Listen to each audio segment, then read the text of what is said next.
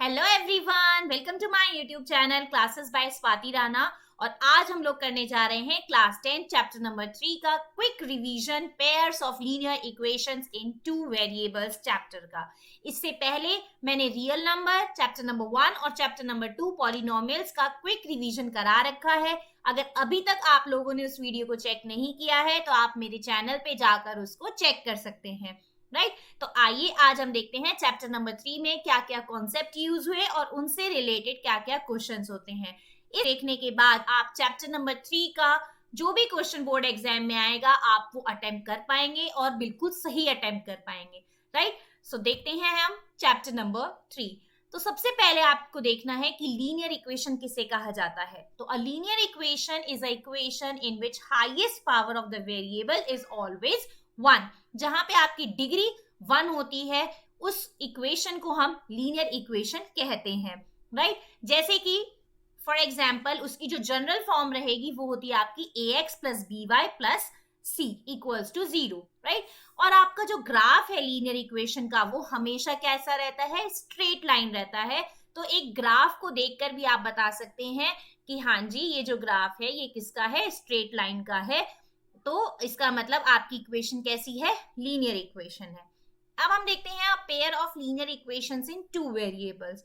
Two linear equation in the same two variables are called a pair of linear equations in two variables, right? So the general most form of linear equation is a1x plus b1y plus c1 equals to 0 and a2x plus b2y plus c2 equals to 0, right? इसके बाद जहां पे a1, a2, b1, b2, c1, c2 ये जितने भी coefficients हैं ये सब क्या होने चाहिए, आपके रियल नंबर्स होने चाहिए, such that a square a1 square plus b1 square is not equals to 0 and a2 square plus b2 square is not equals to 0। तो ये कंडीशन होती है किसके लिए, pair of linear equations in two variable के लिए, ये आपको पता होना चाहिए। अब हम देखते हैं कि जो आपका pair of linear equation two variable का है उसको आप किस फॉर्म में रिप्रेजेंट कर सकते हैं और दो तरीकों से आप इसको सॉल्यूशन कर सकते हैं इन इक्वेशंस का, राइट। फर्स्ट आपका आता है ग्राफिकल मेथड और दूसरा आपका होता है एल्जेब्रिक मेथड। अब ग्राफिकल मेथड क्या होता है, the graph of a pair of linear equation in two variable is presented by the two lines. दो लाइन आप बनाकर ग्राफ पे उसको रिप्रेजेंट कर सकते हैं। जैसे कि अगर आपकी इक्वेशन दी हुई है कोई भी x plus Y equals to 7, x plus 2y equals to 8, right. तो दो इक्वेशन जब दी होंगी तो आप ग्राफिकल मेथड में x और y की वैल्यू को फाइंड करेंगे। एक बार x को 0 रख लेंगे, y कितना आएगा, दूसरी बारी आप y को 0 रख लेंगे, x कितना आएगा, एक बारी आप x को 1 रख लेंगे तो y की वैल्यू कितनी आती है, एंड सो ऑन। इस तरीके से आप एक इक्वेशन की लाइन को ग्राफ पे ड्रॉ कर सकते हैं। सिमिलरली आपको सेकेंड लाइन भी ड्रॉ करनी है और आपको दोनों आप सॉल्यूशन हम इस इक्वेशन का फाइंड कर सकते हैं, राइट। सेकेंड आपका होता है एल्जेब्रिक मेथड। एल्जेब्रिक मेथड क्या रहेगा, वहां पे आपको तीन मेथड हम सॉल्व कराएंगे यहाँ पे इस चैप्टर में। पहला सब्स्टिट्यूशन मेथड, दूसरा एलिमिनेशन मेथड और थर्ड आपका क्रॉस मल्टीप्लीकेशन मेथड। आपको इक्वेशन दो दी होंगी, आपको उसको सॉल्व करना है। अगर वो बोलता है सॉल्व द इक्वेशन या कोई स्टेटमेंट दी है, दो इक्वेशन है, तो आप कोई भी इन तीनों में से कोई भी मेथड आप यूज करके उसको सॉल्व कर सकते हैं। अगर आपको उन्होंने स्पेसिफिक बोला है कि एलिमिनेशन मेथड से करके दिखाइए तो आपको एलिमिनेशन मेथड आना चाहिए, उसके लिए आपको ये वीडियो देखनी पड़ेगी। अब हम देखते हैं graphical method of a solution क्या होता है। तो इस मेथड में two equations are plotted separately in a single graph. आपको क्या करना है, एक ग्राफ में दो इक्वेशन को ड्रॉ करना है, राइट। अगर आपकी दो लाइन अगर आपकी इंटरसेक्ट करती हैं, राइट, कहीं पे भी दो लाइनें आपकी कहीं भी यहाँ पे इंटरसेक्ट करे, पॉजिटिव वाले में करे या फिर नेगेटिव माइनस वाई एक्सिस में कर जाए, यहाँ आपकी टू लाइन इंटरसेक्ट कर जाए, या फिर माइनस एक्स माइनस वाई में फोर्थ क्वाड्रेंट में करे, तो आपकी कहीं पे भी लाइन अगर इंटरसेक्ट करती है ग्राफ में तो हम ये मानकर चलते हैं कि उस ग्राफ का कैसा सॉल्यूशन होगा, यूनिक सॉल्यूशन होगा। तो आप ग्राफ को देखकर भी बता सकते हैं कि वहां पे आपको कैसा सॉल्यूशन मिलने वाला है। सेकेंड आपका केस बनता है अगर दो लाइनें पैरेलल होती हैं, राइट, कहीं पे भी इंटरसेक्ट नहीं करेंगे, बिल्कुल सेम आपका मिलेगा सॉल्यूशन, पैरेलल लाइन बन जाएंगी, तो हम वहां पे बोलेंगे कि वो जो सॉल्यूशन है वो कैसा सॉल्यूशन है, नो सॉल्यूशन है। राइट, तो आप ग्राफ को देखकर बता सकते हैं कि अगर पैरेलल लाइन है तो वो नो सॉल्यूशन होगा। थर्ड आपका केस बनता है अगर कोइंसिडेंट लाइन है, एक दूसरे के ऊपर आपका लाइन ड्रॉ हो रही है, तो हम उसको बोलते हैं कि ये इनफाइनाइट सेट ऑफ सॉल्यूशन होंगे। यहाँ पे जो सॉल्यूशन मिलेंगे वो इनफाइनाइट नंबर ऑफ सॉल्यूशंस मिलते हैं। तो आप ग्राफ को देखकर बता सकते हैं कि intersecting line means unique solution, parallel lines means no solution, and coincident line means infinite set of solution. So 3 case आपके ग्राफिकल मेथड में बनते हैं। नेक्स्ट हम देखते हैं कॉन्सेप्ट कंडीशंस फॉर कंसिस्टेंसी। यहाँ पे आपको क्या करेंगे, pair of linear equation given होगा, आपसे पूछेगा कि वो कंसिस्टेंट है या फिर नहीं।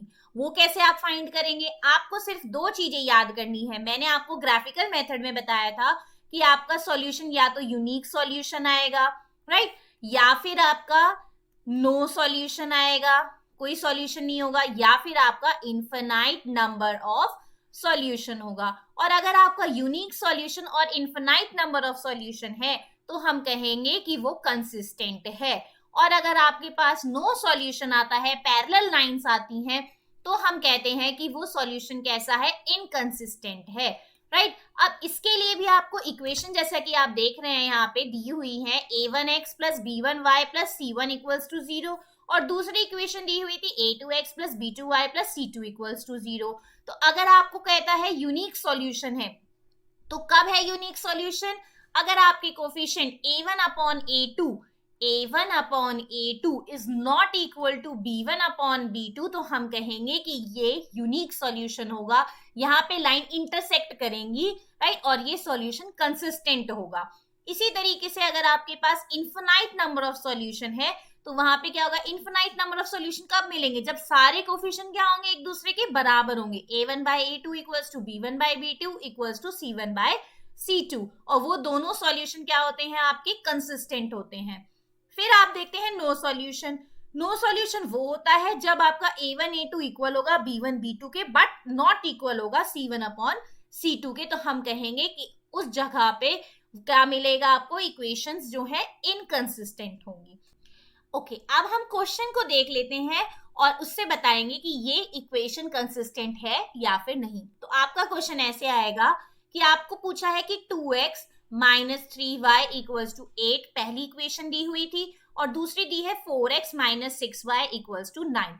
तो ये आप पहले इस फॉर्म में लिख लेंगे, a1x plus b1y plus c1 equals to 0, और दूसरी equation a2x plus b2y plus c2 equals to 0। तो हम ये इक्वेशन चेंज होके आपको मिलेगी 2x minus 3y minus 8 equals to 0, और सेकेंड इक्वेशन आपको मिल जाएगी 4x minus 6y minus 9 equals to 0। तो यहाँ पे x के जो कोफिशिएंट होते हैं वो a1 a2 होता है, और y के कोफिशिएंट होंगे b1 b2 और c1 c2 आपके कांस्टेंट होंगे। तो a1 की वैल्यू हो गई 2, a2 की वैल्यू हो गई 4, b1 की वैल्यू हो गई आपका माइनस 3, b2 की वैल्यू हो गई माइनस 6, c1 की वैल्यू हो गई माइनस 8, c2 की वैल्यू हो गई माइनस 9। तो आपने क्या करना है, a1 बाय a2 रखेंगे, b1 बाय b2 और c1 बाय c2, राइट। अगर ये तीनों बराबर होते हैं तो आपका क्या आता है, इनफाइनाइट सॉल्यूशन होगा। अगर ये c1 c2 इक्वल नहीं होगा तो आपका कैसा सॉल्यूशन होगा, नो सॉल्यूशन होगा। और अगर a1 a2 b1 b2 के बराबर नहीं है तो आपका हमेशा कैसा सॉल्यूशन मिलेगा, यूनिक सॉल्यूशन मिलेगा। तो ये मैं आपको बता चुकी हूं। तो यहाँ पे आप वैल्यू पुट करें और देखें, 2 by 4 equals to minus 3 by minus 6 equals to minus 8 by minus 9। Minus minus cancel हो जाएगा, ये आपका 1 बाय 2, ये भी आपका 1 बाय 2, माइनस माइनस कैंसिल हुआ। तो यहाँ आपका a1 a2 बराबर आ रहा है b1 b2 के, लेकिन बराबर नहीं है c1 अपॉन c2 के। इसका मतलब हमें कैसा सॉल्यूशन मिलने जा रहा है, हमें सॉल्यूशन मिलेगा नो सॉल्यूशन। और जब आपको नो सॉल्यूशन मिलता है तो वो किस केस में मिलता है, जब आपकी कैसी लाइन होती है, पैरेलल लाइंस होती हैं। और आप ये बोल सकते हैं कि ये क्या होगा, आपका इनकंसिस्टेंट होगा, राइट। स्टूडेंट्स, अब हम करते हैं एल्जेब्रिक मेथड में तीन मेथड मैंने आपको बताए थे, सब्स्टिट्यूशन मेथड, एलिमिनेशन मेथड और क्रॉस मल्टीप्लीकेशन मेथड। इन मेथड से हम x और y की वैल्यू को फाइंड कर सकते हैं। तो अब हम देखते हैं सबसे पहले substitution method.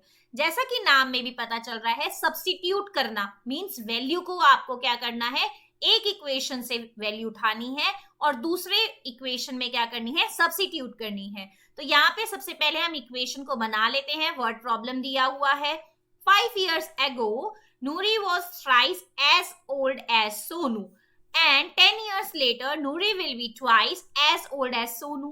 How old are Nuri and Sonu? तो यहाँ पे सबसे पहले हम लेट कर लेते हैं कि जो नूरी की आपकी प्रेजेंट एज है वो कितनी हो जाएगी आपकी x, और सोनू की जो प्रेजेंट एज है वो कितनी हो जाएगी आपका y, राइट। अब हमने क्या किया, 5 years ago मतलब x माइनस 5 और y माइनस 5 हो जाएगा, और नूरी जो है वो क्या हो जाएगा आपका 3 टाइम्स हो जाएगी। तो अगर आप इन दोनों इक्वेशन को बराबर करना चाहते हैं, अगर आप इन दोनों वैल्यू को बराबर करना चाहते हैं तो आपको 3 टाइम्स इसमें मल्टीप्लाई करना होगा सोनू में। तो ये सॉल्व करेंगे तो हो जाएगा x minus 5 equals to 3y minus 15, और x माइनस 3y आपका हो जाएगा माइनस 15 प्लस 5 तो आ जाएगा माइनस 10। ये आपकी बन जाती है इक्वेशन नंबर 1। सेकेंड कंडीशन क्या बोली है, सेकेंड कंडीशन कहा है कि जो नूरी है अब ट्वाइस हो जाएगी एज ओल्ड एज सोनू, कितने साल बाद, 10 साल बाद। तो x plus 10 equals to y plus 10, और ये 2 टाइम्स हो जाता है। तो x plus 10 equals to 2y plus 20, x minus 2y equals to 10। तो ये आपकी इक्वेशन नंबर 2 हो जाती है। अब हमें क्या करना है, सब्स्टिट्यूशन मेथड का अप्लाई करना है। सब्स्टिट्यूशन मेथड अप्लाई करने का मतलब है हमने क्या करा, इक्वेशन नंबर 1 से x की वैल्यू या y की वैल्यू जो आप आसानी से फाइंड कर सकते हैं उसकी वैल्यू आप आसानी से फाइंड कर लीजिए, निकाल लीजिए। तो यहाँ हमें दिख रहा है कि x का कोफिशिएंट 1 है, तो हम x की वैल्यू फाइंड कर लेते हैं। x वेरिएबल को लेफ्ट हैंड साइड में अकेला छोड़ेंगे और ये हो जाएगा माइनस 10 प्लस 3y, राइट। ये आपका हो जाता है इक्वेशन नंबर 3। अब क्या करेंगे, put the value of x in equation number 2। तो आपको क्या मिलेगा, माइनस 10 प्लस 3y, और ये हो जाएगा minus 2y equals to 10। Second equation यही थी, x minus 2y equals to 10। अब अगर आप इसको सॉल्व करेंगे तो ये हो जाएगा माइनस 2y इक्वल्स टू 10। तो ये आपका 3y माइनस 2y y हो जाता है, और 10 प्लस 10 कितना हो जाएगा 20। तो y की वैल्यू कितनी आ जाती है 20। y की वैल्यू 20 आ गई। अब आपको क्या करना है, थर्ड इक्वेशन में हम y की वैल्यू को पुट कर देते हैं। तो put y equals to 20 in equation number 3। तो आपको क्या मिला, x equals to minus 10 plus 3 into 20, minus 10 plus 60, तो x कितना आ जाता है आपका 50। तो यहां से हम सब्स्टिट्यूशन मेथड से x की वैल्यू 50 आ गई, मींस नूरी की जो प्रेजेंट एज है वो कितनी है 50 साल, 50 इयर्स, और जो सोनू की प्रेजेंट एज है वो कितनी है आपकी 20 इयर्स। तो इस तरीके से हम x और y की सब्स्टिट्यूशन मेथड से वैल्यू को फाइंड कर सकते हैं। नेक्स्ट हम देखते हैं एलिमिनेशन मेथड। एलिमिनेशन मेथड में क्या होता है, आपको एलिमिनेट करना है, मींस काट देनी है x की वैल्यू या फिर y की वैल्यू, वहां से एलिमिनेट हटा देनी है। तो यहाँ पे हमें दो इक्वेशन दी हुई है, इक्वेशन नंबर 1 और इक्वेशन नंबर 2। हम क्या करेंगे, कहीं पे भी कोई भी एक वेरिएबल को बराबर बना लेते हैं, कोफिशिएंट, राइट। तो यहाँ पे हम देख रहे हैं x को आप बराबर बना सकते हैं फर्स्ट इक्वेशन में 2 से मल्टीप्लाई करके। अगर आप 2 से मल्टीप्लाई x में करेंगे तो y में भी करनी पड़ेगी और कांस्टेंट में भी करनी पड़ेगी। तो हमें इक्वेशन मिल जाएगी 4x plus 6y equals to 16, और second equation as it is 4x plus 6y equals to 7। अब अगर आप साइन चेंज करेंगे नीचे वाली इक्वेशन के तो ये तो पूरे कैंसिल हो गई, 0, और ये 9 के बराबर आ गया, मींस कोई वेरिएबल ही नहीं बचा। जब कोई वेरिएबल ही नहीं बचा तो ऐसी कंडीशन में ये कौन सा सॉल्यूशन हो जाता है, नो सॉल्यूशन। मींस यहाँ पे आपके पास जो लाइन है वो कैसी लाइन है, पैरेलल लाइंस हैं। तो ये यही कह रहा था कि आप सॉल्यूशन बताइए उन पेयर ऑफ लीनियर इक्वेशन का, तो हमें यहाँ से मिला कि ये नो सॉल्यूशन है, राइट। तो ये आपका कौन सा मेथड होता है, एलिमिनेशन मेथड। ओके स्टूडेंट्स, तो एक और क्वेश्चन मैं आपको करा देती हूँ एलिमिनेशन मेथड का, जिससे कि आपको एलिमिनेशन मेथड पूरा अच्छे से समझ आ जाए, राइट। क्योंकि पिछले क्वेश्चन में हम x और y की वैल्यू को कंप्लीट फाइंड नहीं कर पाए थे, वहां पे वो क्या हो गया था, नो सॉल्यूशन हो गया था। तो यहाँ पे जैसा कि मैंने आपको बताया है, आप इस इक्वेशन को कैसे लिख सकते हैं, 2a plus 3b equals to 6 पहली इक्वेशन, और दूसरी equation 5a plus 2b equals to 4। आपके पास दो इक्वेशन आ गई। आपको क्या करना है, एलिमिनेशन मेथड यूज करना है, मतलब कि आपको मल्टीप्लाई करना है। तो फर्स्ट इक्वेशन को अगर आप इसको सेम बनाना चाहते हैं, एक ही कोफिशिएंट को, तो आपको फर्स्ट इक्वेशन में कितने से मल्टीप्लाई करना होगा, 5 से, और सेकंड इक्वेशन में कितने से मल्टीप्लाई करना होगा, 2 से। तो दोनों क्या बन जाएंगे आपके, 10a हो जाएंगे। तो अगर आप फर्स्ट इक्वेशन में 5 से मल्टीप्लाई करेंगे तो आपके पास आ जाएगा 10a plus 15b equals to 30, right. और आपका नेक्स्ट इक्वेशन बन जाएगी 10a plus 4b equals to 8, right. तो ये आपकी होगी इक्वेशन नंबर 3। क्या करेंगे आप, साइन चेंज करेंगे। सेकेंड इक्वेशन प्लस में थी, माइनस हो जाएगा, b का कोफिशिएंट प्लस में है, माइनस हो जाएगा, और ये भी माइनस। यहां से इस तरीके से आपका a क्या हो जाता है, कैंसिल हो जाएगा, और 15 माइनस 4 करेंगे तो कितना हो जाएगा आपका 11b, और 30 माइनस 8 22। तो b आपका कितना हो जाएगा, 22 बाय 11 2। तो b की वैल्यू आपकी आ गई 2। करते हैं, अब b की वैल्यू 2 आपको आ चुकी है, मिल चुकी है। अब इसको फर्स्ट इक्वेशन में पुट कर देते हैं। तो put the value of b equals to 2 in equation number 1। किसी में भी रख सकते हैं, इक्वेशन 1 2 3 4, और आपकी a की वैल्यू आ जाएगी। तो ये है आपका 2a plus 3 into 2 equals to 6, 2a plus 6 equals to 6, 2a क्या हो जाएगा, 6 माइनस 6 0। तो a की वैल्यू कितनी आ गई आपकी 0, और b की वैल्यू कितनी आ गई 2। तो इस तरीके से हम एलिमिनेशन मेथड से a b जो भी वेरिएबल आपके दिए हुए हैं उनके आंसर आप फाइंड कर सकते हैं। मल्टीप्लीकेशन मेथड में 1/2x plus 1/3y equals to 2, 1/3x plus 1/2y equals to 13/6। तो यहाँ पे हमने 1/x को m मान लेते हैं और 1/y को n मान लेते हैं, राइट। तो आपका 1/2m प्लस 1/3n 2 के बराबर हो जाएगा।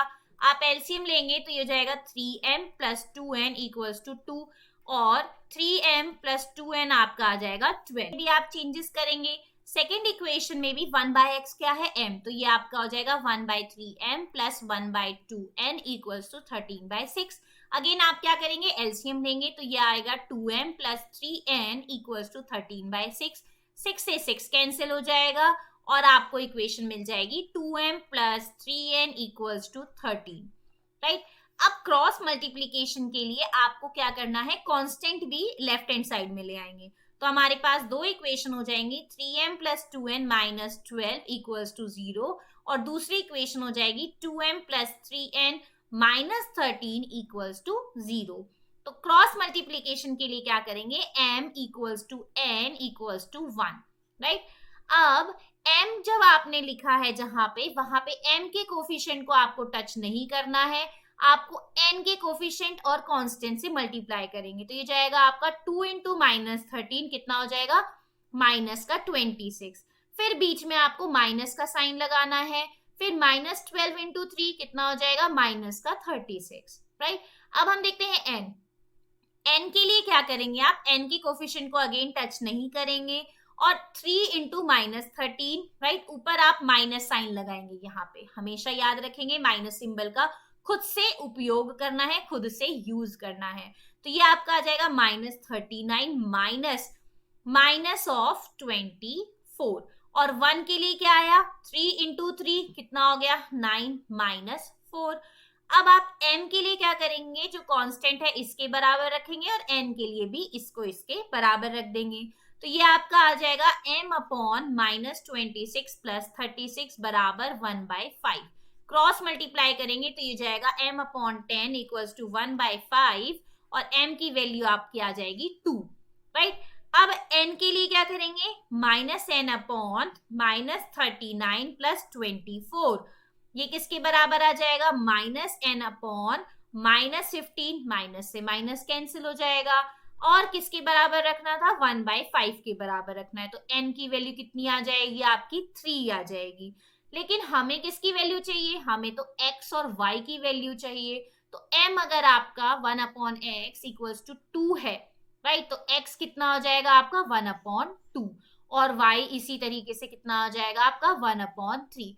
तो इस तरीके से आप क्रॉस मल्टीप्लीकेशन का मेथड का यूज करके आप x और y की वैल्यू को फाइंड कर सकते हैं, राइट।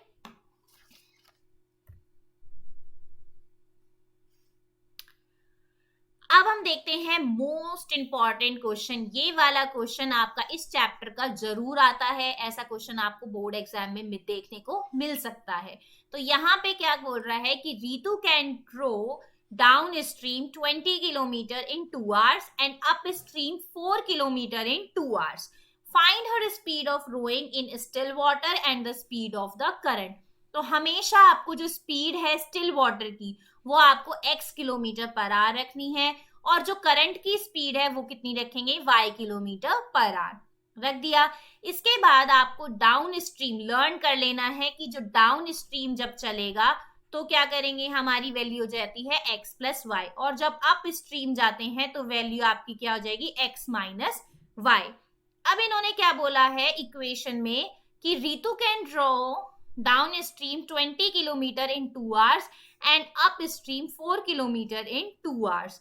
तो ये आपको क्वेश्चन में क्या बोला है, देखिए क्वेश्चन में आपको ये पता है कि स्पीड किसके बराबर होता है, डिस्टेंस अपॉन टाइम, ये फॉर्मूला आपको याद रखना है। और जो स्पीड आपकी डाउन स्ट्रीम की है वो कितनी है, x प्लस वाई। उस टाइम पे कितने किलोमीटर चले, 20 किलोमीटर चले, और कितने आवर्स में कंप्लीट किया, 2 आवर्स में। अगर आप इसको क्रॉस मल्टीप्लाई करेंगे तो 2x प्लस वाई किसके बराबर हो गया, 20। यही आपने डायरेक्ट मैंने यहाँ पे लिख दिया था। तो x प्लस वाई 2 से कैंसिल कर देंगे तो 10 आ जाएगा। ये आपकी इक्वेशन नंबर 1 आ जाती है। आप सेकेंड इक्वेशन देखिए, सेकेंड इक्वेशन में अगेन स्पीड इक्वल्स टू क्या है, speed equals to distance upon time, right. और यहाँ पे स्पीड कितनी है अप स्ट्रीम में x माइनस वाई, और डिस्टेंस कितना दिया हुआ है अप स्ट्रीम में 4 किलोमीटर, और टाइम कितना दिया हुआ है 2 आवर्स। तो अगर आप इसको करेंगे तो 2x minus Y equals to 4, और x माइनस वाई कितना आ जाएगा आपका 2। तो ये आपकी इक्वेशन नंबर 2 आ जाती है। अब इक्वेशन नंबर 1 है x plus Y equals to 10, second equation x minus Y equals to 10। तो अगर आप इसको एलिमिनेशन कर देंगे तो आप कैंसिल कर देंगे x से y को, तो 2x इक्वल्स टू कितना आ जाएगा आपका 12, और x की वैल्यू आ जाएगी 6। इसका मतलब जो speed of boat in still water है वो कितना हो जाएगा, 6 किलोमीटर पर आवर। और आपका सेकेंड क्या है कि आपने y की x की वैल्यू रख दी सेकेंड इक्वेशन में, तो वहां से y की वैल्यू आ गई 4। तो स्पीड ऑफ करंट कितना हो गया, 4 किलोमीटर पर आवर। तो इस तरीके से आपको डाउन स्ट्रीम और अप स्ट्रीम में सिर्फ एक चीज याद करनी है, हमेशा speed of boat in still water x kilometre per hour रखना है, and speed of current is equal to y kilometre per hour. इस तरीके से क्या होगा, जो स्पीड आपकी अप स्ट्रीम की है वो हो जाएगी x माइनस वाई, और डाउन स्ट्रीम की स्पीड हो जाएगी आपकी x प्लस वाई। और एक फॉर्मूला याद रखना है कि स्पीड इक्वल्स टू क्या होता है, डिस्टेंस अपॉन टाइम, और आप आसानी से ऐसे क्वेश्चन को कर जाएंगे, right. Thank you so much for watching this video. अगर मेरी वीडियो आपको पसंद आई है तो इसको लाइक करें, ज्यादा से ज्यादा लोगों को शेयर करें, और मेरे चैनल को सब्सक्राइब करना ना भूलें। जल्द ही हमारी मुलाकात होगी क्लास 10 चैप्टर नंबर 4 के साथ। जब तक के लिए हंसते रहें, मुस्कुराते रहें, मैथ्स की प्रैक्टिस करते रहें। Bye bye, take care.